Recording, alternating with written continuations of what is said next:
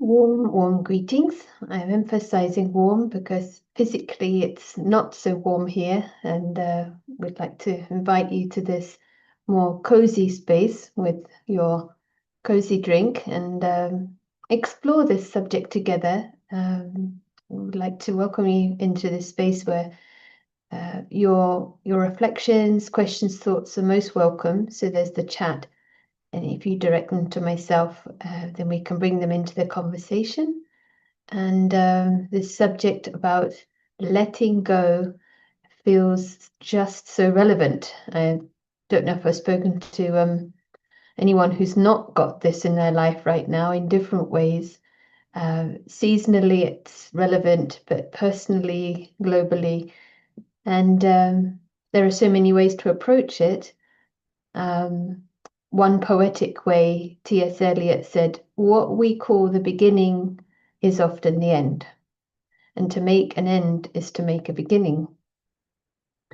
So it's one aspect. It's actually the positive aspect of change, but of course there's a whole process. And to discuss and hear and share on this, we have Sigrun joining us, and originally born and raised in Iceland, and came across the organization Brahma Kumaris in 2008. So there's a lot happening in the financial world at that time. So I don't know if that was the backdrop. And then moved to London in 2017, and I'm sure that involved some letting go. I heard today that where Sigrun is from is a very tiny place of 20,000, which they even have their own airport. And our coordinator Prashant went there, so said how much it's a unique place. So yeah, we look forward to hearing from Sigrun, who's currently joining us from Worthing. So yeah, on behalf of everyone, very warm greetings and good evening. Good evening to all of you, and thank you, Sarah. I just thought when you were talking, maybe I should talk about letting go of the fear of being cold.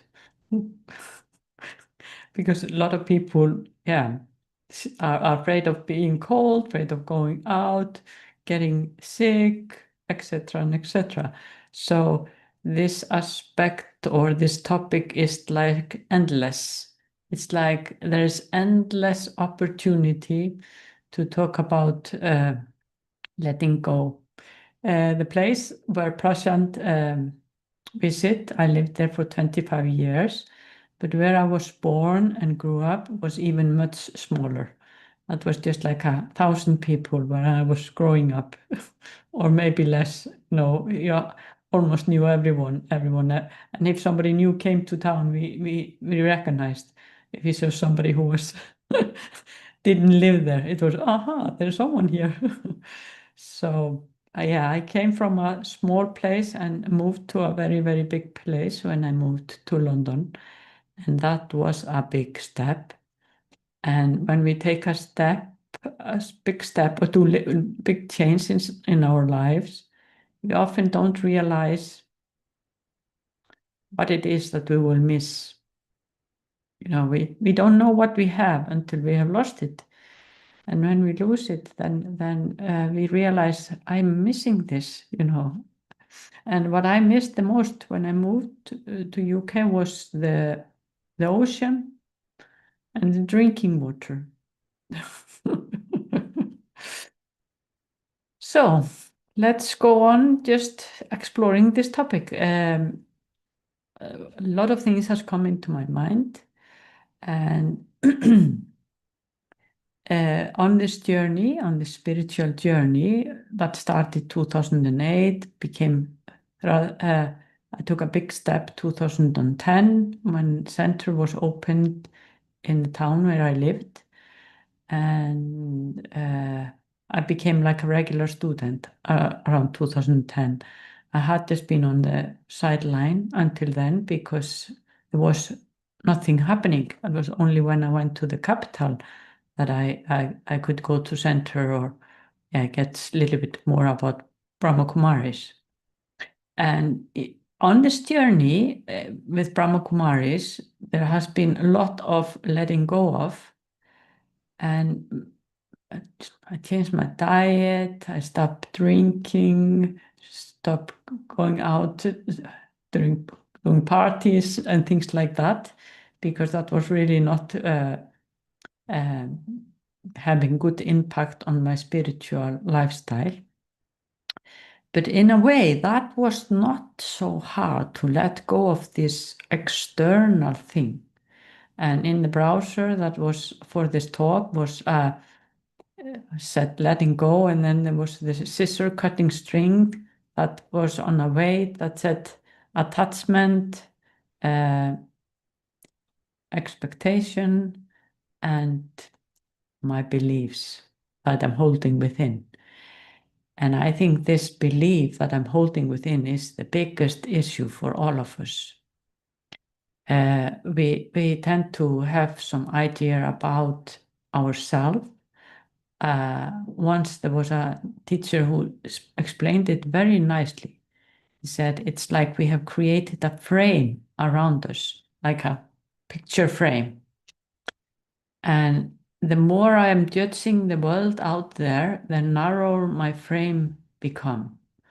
But the more I'm easy about the world out there, easy about the people, allow others to be how they are, stop criticizing, complaining, comparing, competing, all these things, then I'm giving myself more space.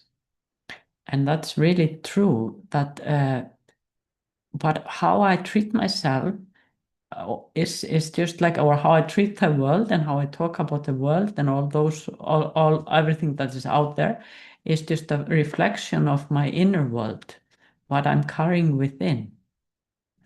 And we tend to have these beliefs about ourselves. I don't do this. I cannot do this. This is too complicated. I'm not clever enough to do those things. And for me, it was, for example, big step just to give a talk in English, because English is not my mother language, and I thought nobody wants to listen to me because my English is not good, and I can carry on that belief. Some people believe they cannot drive a car, and then they never drive a car. So these are all stories either somebody has told us or we have picked up on our way. And I say, when you were like 6 months old, sitting on the floor, happy little baby, you felt like there was nothing wrong with you. You had no, you loved yourself just the way you are. But on the way, we have got so many information from the school system, from the world, from the family, friends. Loads of people have been influenced us, and we have created some kind of image that we are always holding on to and not allowing ourselves to be free. So it's so much of just dropping this idea about who I am and what I have to present. And it can be so many things. It can be the responsible or the careless one, or the lazy one, or the busy one, or the good one. And like I said in the beginning, I was letting go of a lot of external things, but I see how I hold on to my belief quite tightly. And I'm still struggling with this belief about myself. And when I was in first grade, I got a prize. I got a prize after the first winter of school, and the prize was being always cheerful and good worker. And of course, this is a very good stamp, it's a very good title. But it after I started on the spiritual journey, I realized that to be a good worker was a little bit like a curse, because that is the pat on the back that I got when I was 7 years old.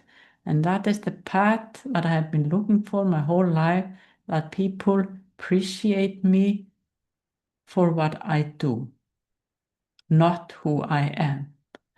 And we are learning that I'm a soul, I'm a spiritual being, And it's not what I do, it's more like what state of mind I have, and yeah, recognizing myself and recognizing what matters in life.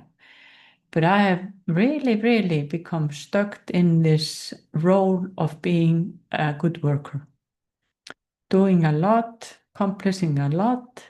And lately I have been facing some health issue that have slowed me down, and I'm not able to do so much.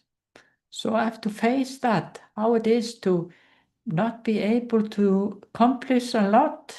I have to rest a lot and take it very easy, and taking care of the body. And that is quite challenging to just accept that I just have to be. I cannot be doing all the time. And I can either not be planning where to go and what to do because the health is not allowing me to do much. So I'm really facing it that what is my identity? And of course, if you want to let go of something, then we have to first identify what is it that is holding me back. What is it that is keeping holding me down, holding me back, or yeah, stopping me from being the light one, the free one, the one who really I want to be and ought to be. So the first is always to see what is it that I want to let go of. It's easy to see this habit of eating chocolate or not be able to go out of bed when I want to go out of bed or whatever. These little things that they do, but it's much more this belief, Do I believe that I cannot change? Is it lack of faith in myself? Have I faith in that I can change easily, or do I believe that I cannot change myself? And this idea of I and mine, that is too a big one. I am this one. I'm the busy one. I'm the good one in doing, and I. And my idea and my opinions, I really want people to appreciate my opinions and follow what I do and say. So there's like I said, there's like an endless list of what we can do. But one step is to realize what it is that I really, really want to let go of. And like I said, it's easy to find the negative habits, but it's much bigger to just figure out the ideas you carry within, the idea about yourself, a negative idea about yourself. I remember when I got divorced and I bought an apartment and I needed to put something on the walls. So I went and I had never used this machine to drill, I probably called driller. So I just went and bought me a driller, and then I thought, oh, what if I'm gonna ruin the wall? And then I thought, okay, no, it's my wall. I own this house. If I ruin the wall, it's okay. But I had this light idea that this was not something I would do. So in that case, I let go of that and just did it. And we have a lot of little barriers that we have created with our ideas of who I am. And it can stop us endlessly. Another idea I had a dyslexia, or I have a dyslexia, and I don't know how many jobs I have not applied for because I think, no, this is not for me because I have dyslexia. So we can have some disability that will make stop us because I'm telling myself I'm not good enough to do these things. But maybe this company would have needs my skill much more than my skill in writing.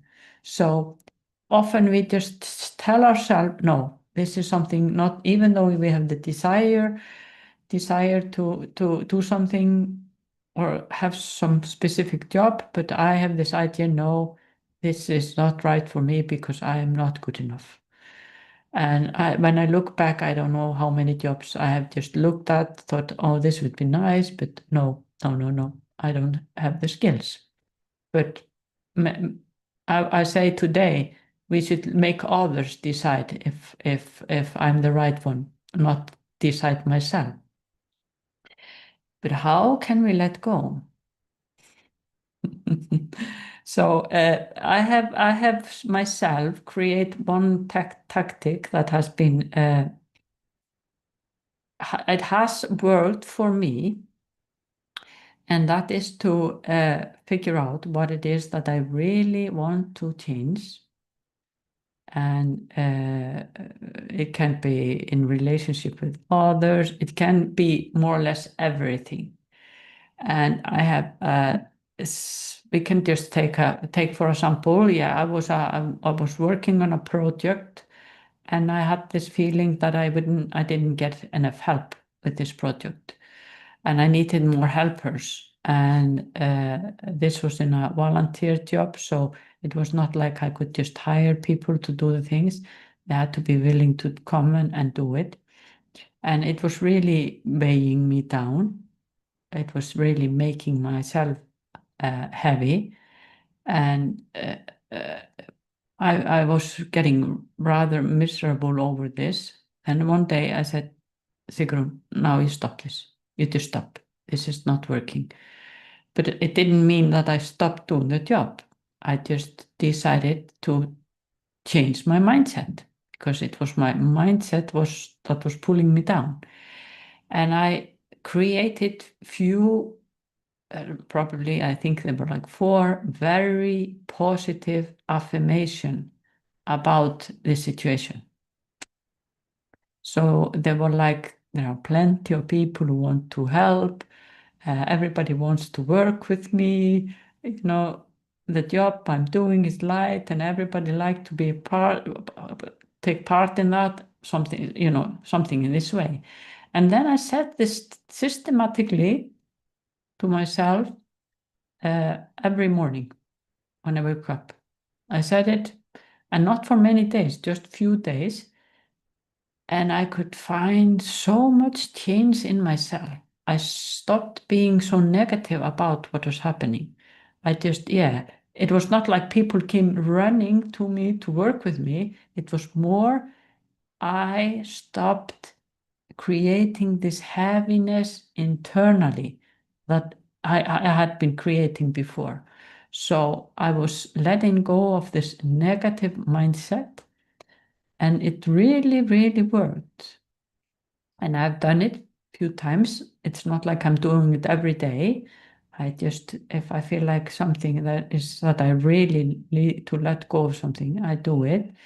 And I think this is like a formula that you can put in everything. Whatever is going on in your life, you can put it in this formula. You just have to figure out what is it that is making you heavy. Find the opposite thing how you would love it to be, how you would like it to be, and say it to yourself. And I say it's like a positive brainwashing, but nobody else is doing it. It's you that are doing it yourself. You are creating positive affirmation, telling yourself how you want to have the things, and you are removing the heaviness.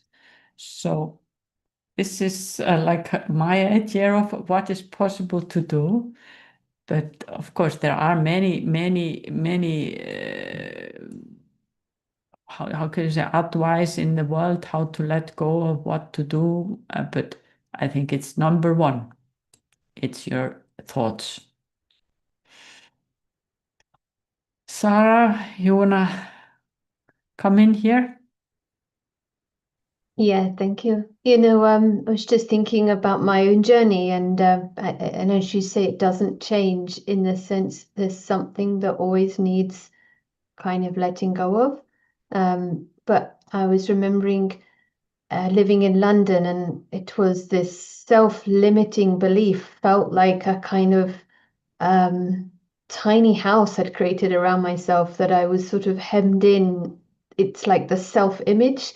I can do this and I can't do this, and it was like world had got really small. Even though at that time I was also living in London, had the career, and it looked okay from the outside. In a way, it looked like things were fine, but it just didn't feel like it. And to cut long story short, I had this opportunity to take a break from that, and I paused the job, and the relationship changed and moved to another continent. And there was a lot of letting go, and it was quite.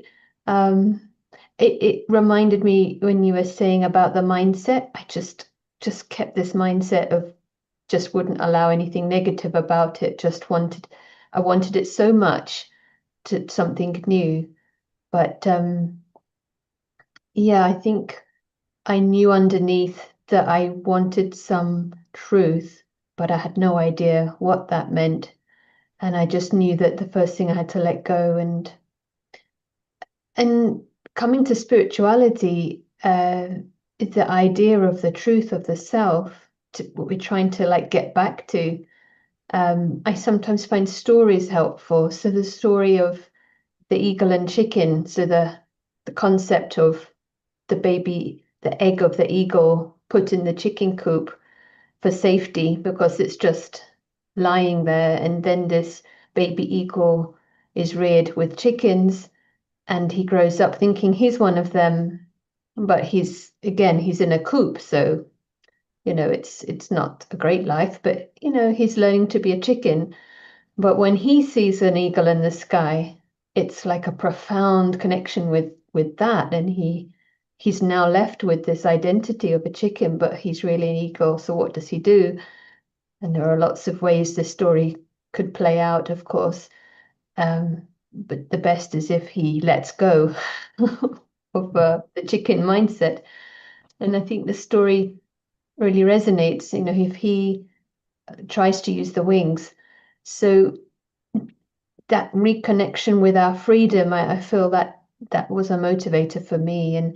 And whatever situation we end up in, I feel like sometimes we have to keep doing this, like coming back to the original, the soul you mentioned, which is by nature not tethered by the physical and the self-image and everything, even if others are seeing us as the metaphorical chicken, because we're all eagles, but we can find that safety zone in the chicken coop.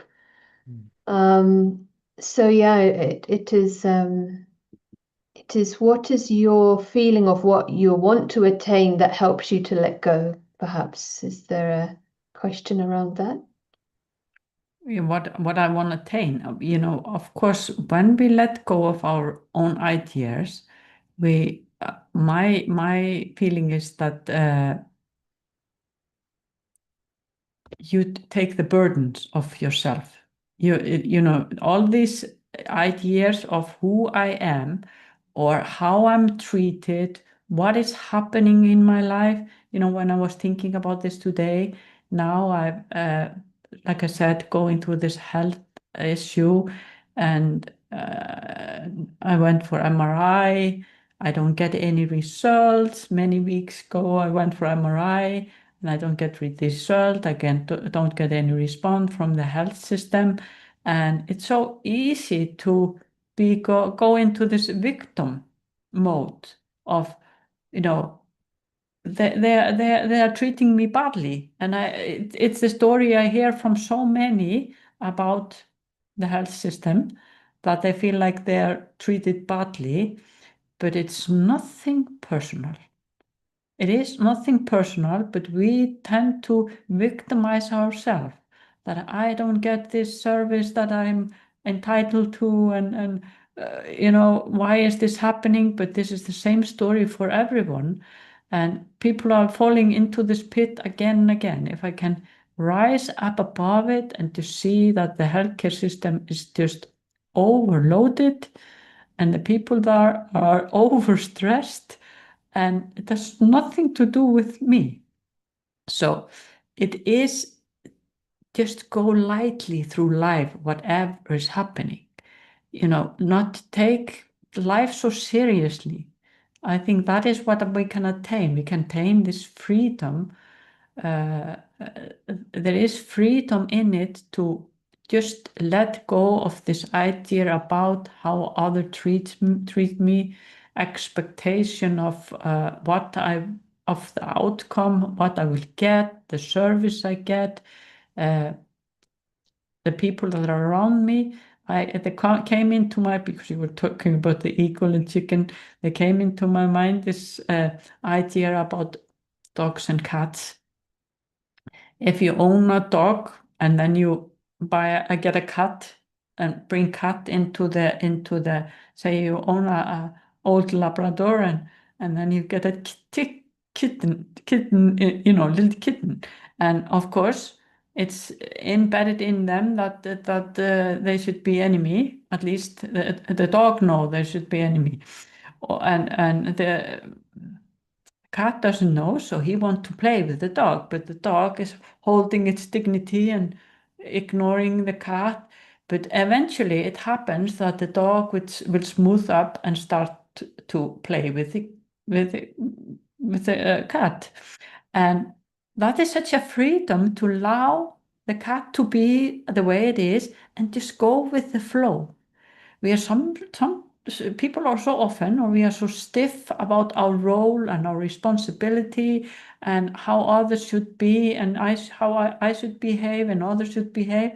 But I think the trick is just to enjoy life, enjoy what we get in life, even though people are doing wrong things. It has nothing to do with me, even though they do wrong things. Just allow them to be. So this is this freedom of allowing others to be, allowing the world just to be the way it is, without any expectations, without attachment with my ideas, without expecting always good outcome. It's never going to be like that the outcome is always good. Sometimes there is good outcome, sometimes there is not a good outcome, but that's okay. That doesn't mean I'm not good. I'm just learning. We can learn from everything that comes in front of us. So there is a lot of achievement in learning to be light and accepting and letting go of all these ideas that I carry. So many ideas. That's true. It's like we have a whole list of how things should be, and that just, the seriousness. And what I love also about spirituality, it has sort of this apparent paradox element, because none of this is passive either. So, there's this aspect about playing your role. So there is a part. So there's a kind of a mastery there, but there's a child dynamic that comes in as well to accept. So it's like you're at the business meeting, you're at the group service group. So you have an opinion and giving it with that clarity, but then this aspect about being able to step back and just accept what actually transpires, and not sweating the small stuff, because really when we zoom out, everything is really quite small stuff, isn't it? The more we get to zoom out in that bigger picture. And I think that's what came to mind about going lightly through life, because what is really important is not the physical, the actions, but the attitude and the intention and the quality that I put into it. So it's amazing how much this needs reminding, isn't it, for the self about, where am I coming from, rather than what is actually what is seen. In the relationships and the interactions more important than perhaps even the task at hand. So it's what came up. Yeah, I feel like, at least at this moment in time, I feel like deeply that nothing really matters. It's the only thing that matters is how I approach life. The physical things and the outer world, it's just like we can say it's like a props in a play that are showing me my response to the play. Things come, things goes, scenes comes, places, everything comes and goes, people comes and goes, and it is I that respond to it in a different way. Often when people are splitting up, it's like the world is collapsing, but the most natural thing is that souls comes and goes. People come into this life and they die, or they move places, but we have been taught to take so much sorrow from just these regular scenes in life. But if we can just focus on my progress, my spiritual journey, and when you were talking about all these things, a good thing about being on the spiritual path, for me, the good thing is the love, is this deep love that we experience through this meditation and through the connection to the higher being. This is such a giving thing, it's such a filling thing, but it doesn't contain anything physical. So the best thing is something that has nothing to do with the physical world. So it's most of the time, of course, in this way, we are attached to ideas, but the physical world is just like a ever-changing sea, and we can learn from it all. That's the deep aspect, but we tend to be attached to our bed, and we tend to be attached to our clothes and all kind of things that feel impossible to be without. But if we wouldn't have it, we wouldn't die. We would survive in one way or another. So, yeah, the world always keep on going, whether I have everything that I'm used to have or not. And once I heard about survey that was done worldwide about what is that make people live long and be happy. And they just asked people from all walks of life, poor and rich and living in huts and all kind of that. And there was just one thing that was the same with everyone who had a good outcome from the survey, and that was that whatever problem came up that we call problem, they just looked at it as a task to accomplish. If you just see the scenes that come in front of you, this is just task, and it come and it go, and you take it lightly. So that is like a recipe of happiness and long life, is just to take whatever comes lightly. Do you think I'm right? Or the survey? Yeah, it'd be lovely to hear from you, what your thoughts are about this. It's sort of breaking things down into manageable elements as well when it's a task, isn't it? Yeah. And more game energy. So we sort of deal with it with strength, with the sort of curiosity energy. And one thing I remember, one meditator, she's in Chicago, she called it trading up. So she's sort of similar to yourself, coming into the spiritual journey and path. It kind of felt natural to sort of renounce or stop doing things. Lifestyle changed a lot. But she either told herself or felt, I'm not sure, but what does she get from that attitude? So it's more, the emphasis is that these relationships that we get, which are much more subtle and transcend, the gross human-based relationships, but something much higher, that spiritual grounding in who we are, and any notion of what it is to have connection with a higher being or spiritual parent. It's like those things just open up because we're not grappling and grasping for them here. So certainly it feels like we kind of get a treasure, but perhaps the topic implies we haven't quite grasped what we're going to get yet. But at least we sort of have that working model that there will be something much more if we were to only let go of the limited. Yeah, you know, when you were saying this, what I felt when I started on this journey, the spiritual journey, I felt so much freedom. And it was freedom from not needed to fit in the box that the world had given me. You know, not, you know, I remember walking through duty-free shop, and duty-free shops on the airports are full of things that I don't use today, alcohol and cosmetic and perfumes and all these things. And I remember I walked through and said, puff, puff, puff, I don't need you, I don't need you.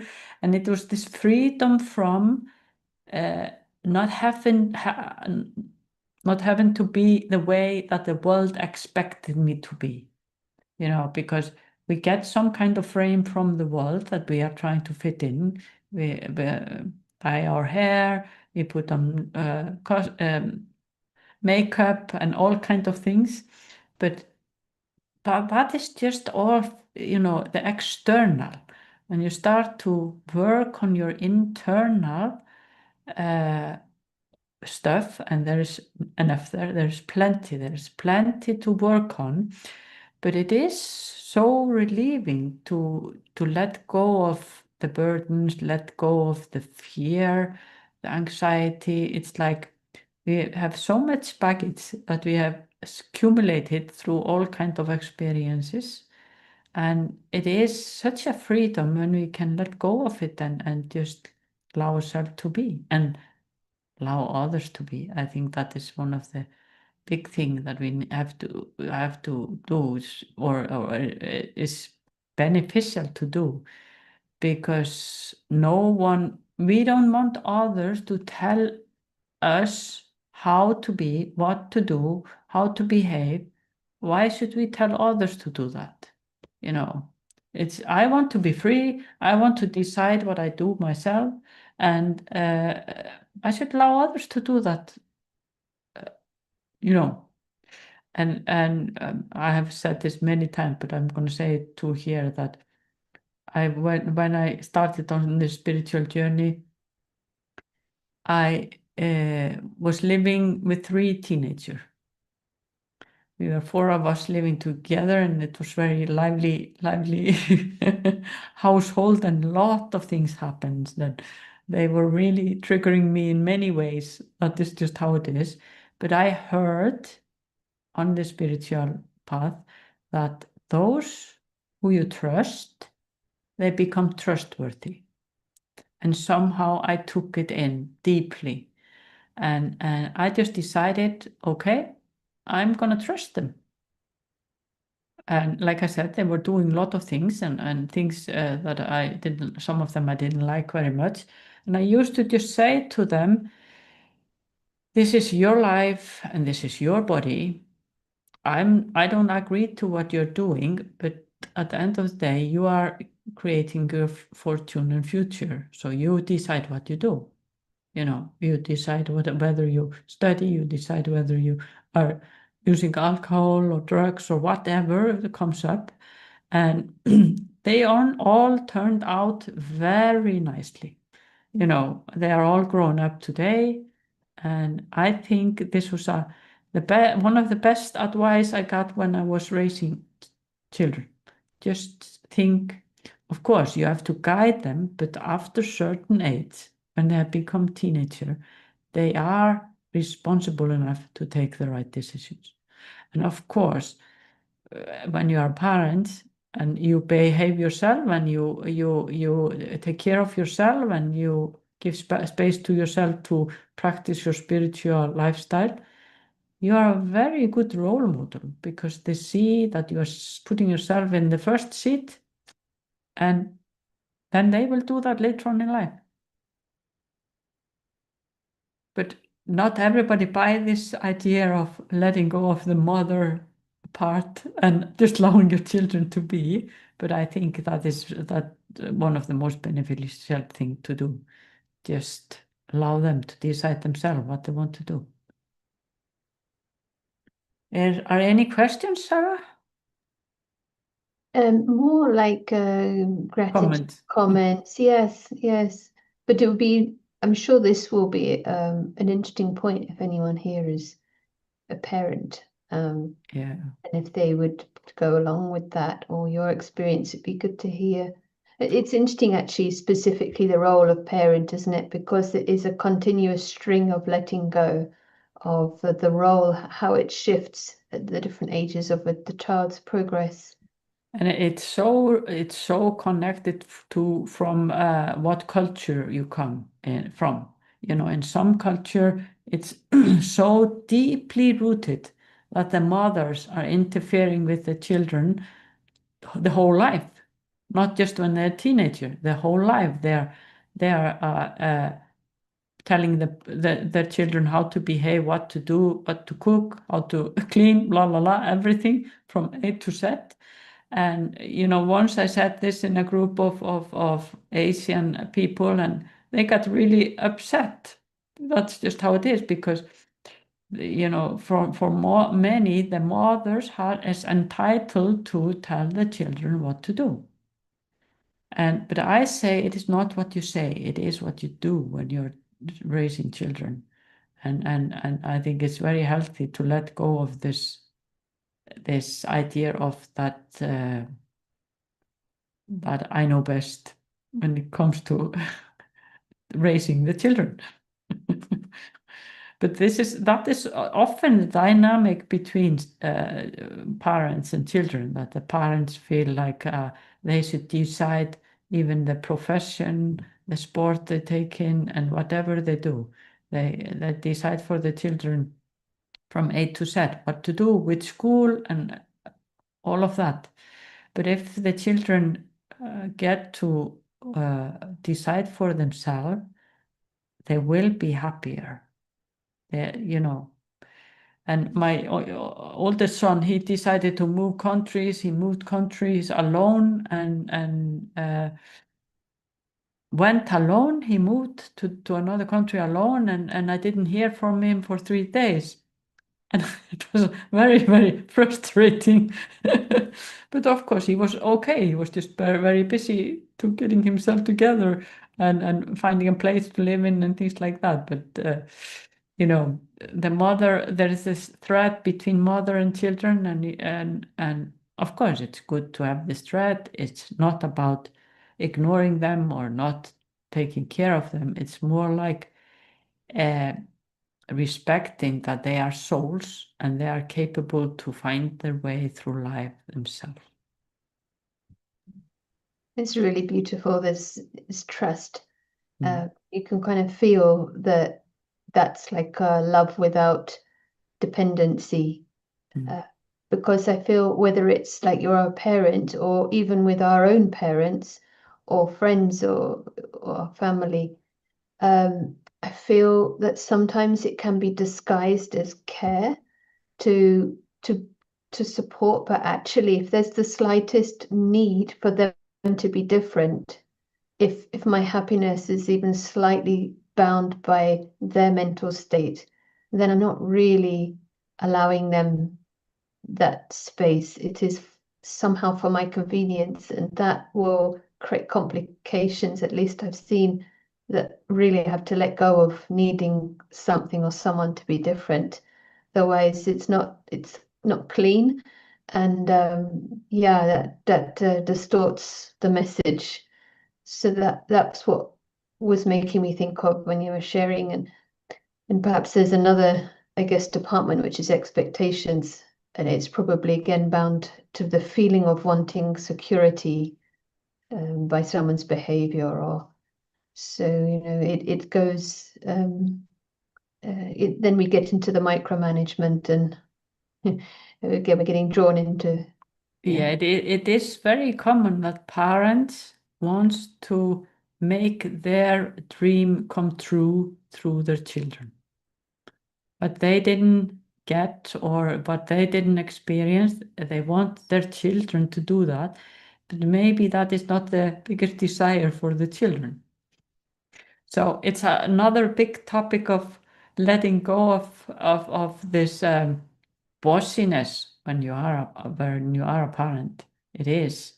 So it was challenging, but it worked out well. It was not always easy, but it it was it was challenging, but it turned out well. And I wish everyone to have a good relationship with their children. That is one of the most beautiful things that we can have. Even though we are on different paths, they are not on the spiritual path that I am. They are doing their own things and living their own life. But somehow they respect what I am doing, and that's too very precious. Yeah. So I can say generally there is a lot of things that I have let go of, but there is still many things to work on. And really, like I say, when the health goes and you are not capable of doing what you are used to do, it's easy to see how I've been identify myself with what I do. And it's like dropping my identity and this idea of how others see me, that is quite a big thing, letting go of that and being content, even though I cannot prove myself through doing. I've been proving myself through doing most of my life. So it's a journey through life, journey of letting go, journey of just realizing that I'm a soul and this is just a game. You think it's about, I mean, I'm talking more from the head because I feel this is an area that's relevant to everyone. We've created a culture of human doings, and even if we shift into the spiritual world, it's a habit which we might take with us, and then now it's about creating a community of being able to step out of it, that we're not taking that self-respect from the actions. And perhaps this is where we've come to, in a bigger way, bigger question. So do you think it's about understanding the subtlety? Because spiritually speaking, thoughts are also actions. So, my contribution through the presence of my being, the attitude, the energy that I give to a space, in a way, is a huge help, isn't it? And how to be having that full trust in the process, and self regard for that. Do you think it's about understanding subtlety that would help all of us? I think we cannot stop doing actions completely. We know that we need to eat, we need to clean the body, and we need to take care of this daily basis. So it's not about stopping doing actions, but it's more to understand, is this the drive that give me happiness, or is this the drive that is keeping me going and pushing me. We need to do things. I say this whole life or whatever, this whole world is just about energy. It is just energy, and the energy level of me, or the vibrational level I'm on, it resonates with my outer world. And when I change, either my people around me change, or I will change places, or something will change when I change. And I think the trick is to the things that I'm doing, Is I'm doing it out of pleasure because I like it, I love it, that gives me some kind of nice energy, or is it out of force? It's, say for example, I say I have to work because I have mortgage. I need to pay my mortgage. So this, I have to get work because I have to pay my bills, and in this is a lot of force, you know. It was my decision to buy something, so I need to pay for it. So I've created force in my life, and then there's a forceful energy in the whole system, you know. Or if I say, okay, I work because I like to work, I like to be around people, and I like to have a nice house. So then I have taken like a positive decision that this is the life I want to live. But so many of us fall into this pit of being forced by something that we created somewhere on the way, and we become like a slaves of that. So the whole system of energy around it is negative. I have to do this, I have to be there, I have to look like this and own this, because everybody in my neighborhood owns a nice car, I have to buy a nice car. So if we have the ability to see where are the energy coming from that I'm doing, you know, is it because of force, because things has to happen on time? I think too, we are extremely time conscious, you know, and we are like we are a little bit like a hamsters on treadmill, and if we don't have enough to do, then we make something to do. We just force ourselves to do something because it's easier to be doing than facing yourself. So often is it like escape system to make yourself very, very busy because you don't really want to face yourself. And it's well known when people go through a lot of loss, then they just go into overworking because they are not really ready to face the loss. They just make themselves very, very busy doing things so they don't have to face the grief that they're going through. So, yeah, I think in a way, when we are analyzing what is it that I want to let go of, is to see what is the force that keep me going. Is it, am I doing things out of love, or am I doing because I've told myself I have to do it?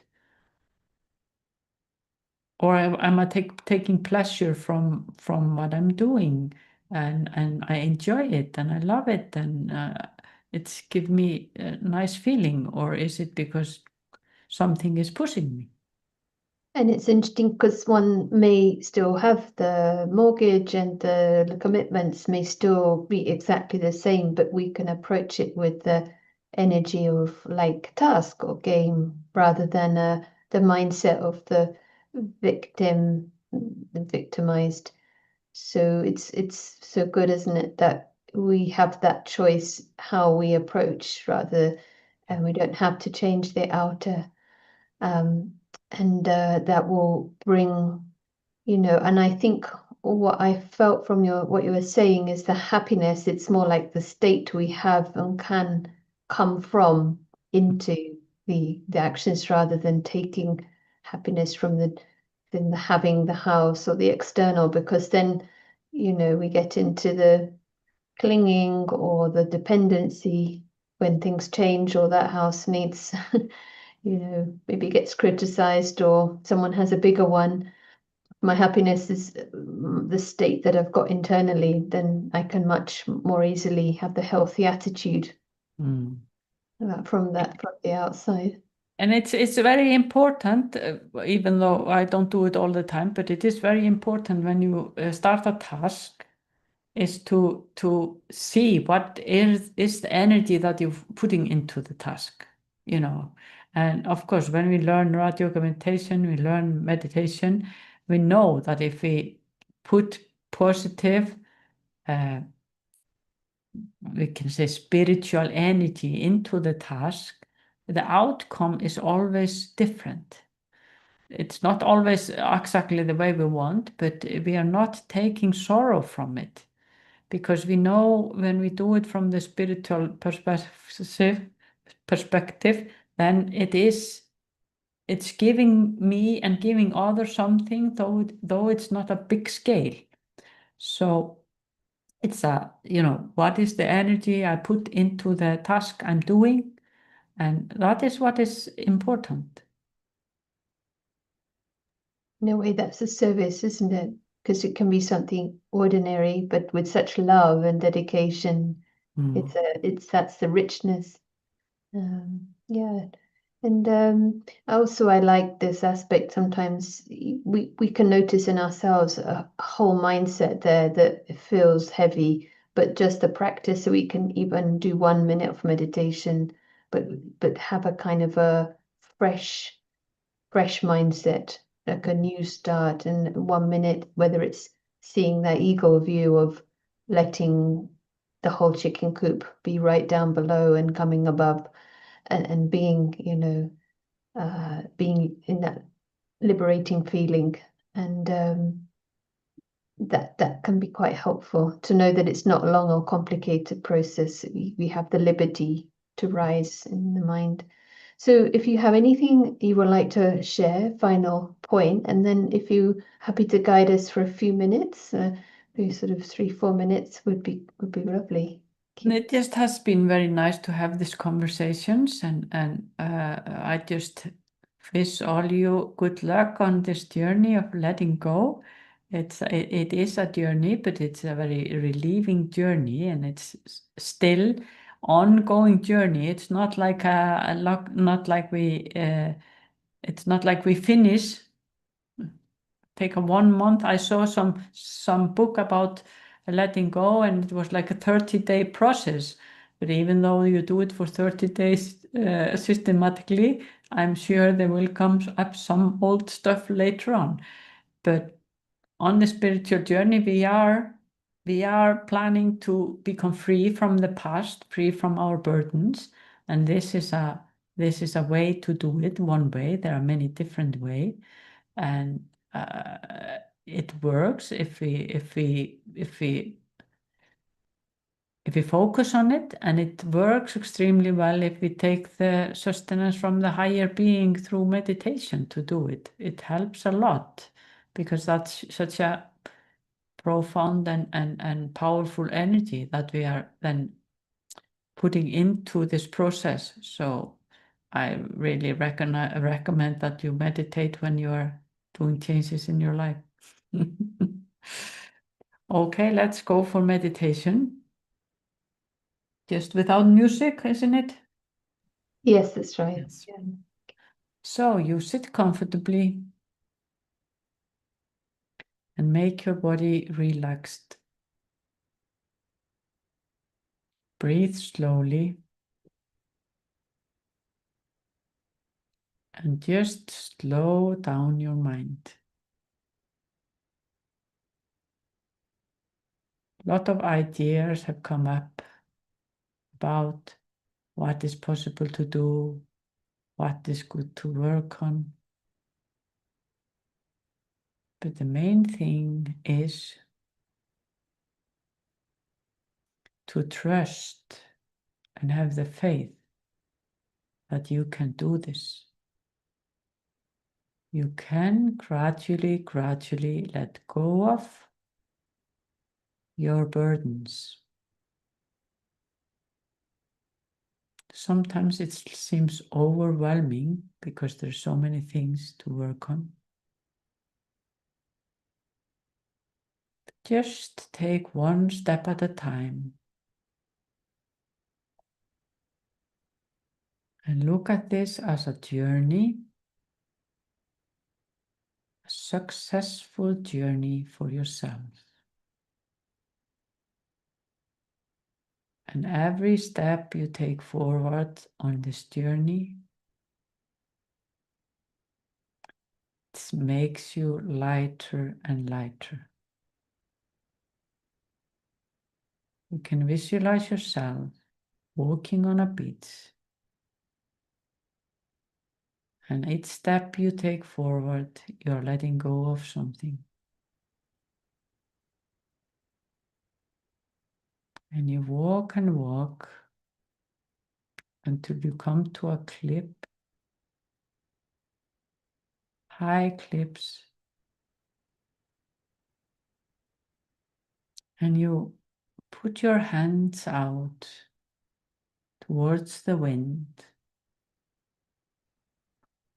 You feel free. And you turn into an eagle and you fly. You fly freely because you've been able to let go of everything that makes you heavy.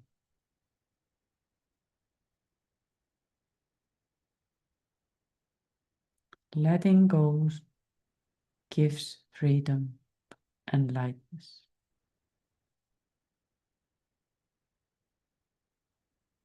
Om Shanti.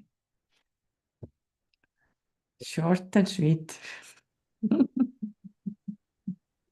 And giving us like ideas of how we can give the mind a direction. Thank you so much, and for sharing so much your experience, and you know that actually does a lot, doesn't it? Because we can totally relate, and starts the process of being more aware with everyday life situations. There's so much opportunity to let go. So if anyone is coming to Worthing, you might see Sigrun in the coming weeks. Should be there for some weeks maybe. Mm.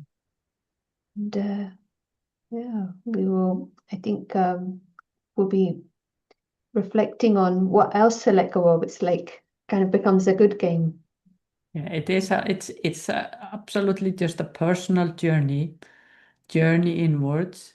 But I say, when you succeed, that is this sweet, like a victory. It's like a victory, inner victory, and that's extremely sweet. Nobody might notice it, but you notice it, and it's a very, yeah, it's wonderful. So victory is internal, but success is external. So I wish you all to be victorious on your journey.